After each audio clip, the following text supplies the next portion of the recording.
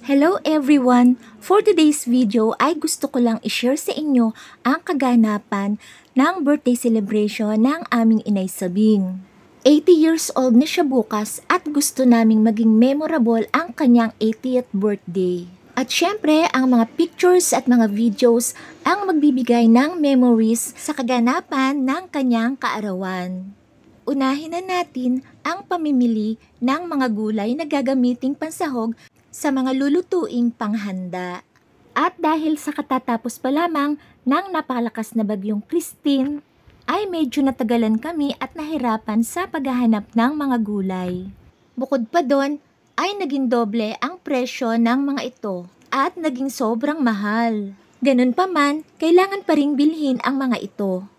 So ayan na nga, at dahil bukas pa naman ang birthday yan, ay uunahin na munang gayatin ang mga bawang, sibuyas at luya para gamiting pang marinade at pang sangkutsa sa mga karne.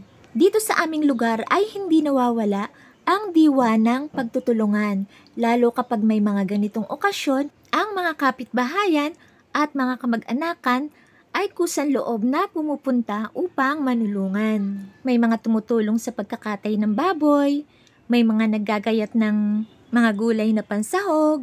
Siyempre, napakarami ng mga gulay na kailangang gayatin. At lalong-lalo na ng karning baboy.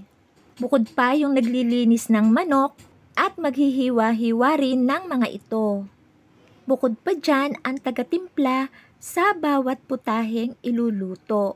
Ang mga laman loob ang unang nililinis at isinasalang sa apoy na kahoy. Isinasangkutsa rin muna ang mga karning manok at karning baboy, pero sa kinabukasan pa ito lalagyan ng mga sahog at lulutuin ng pinali.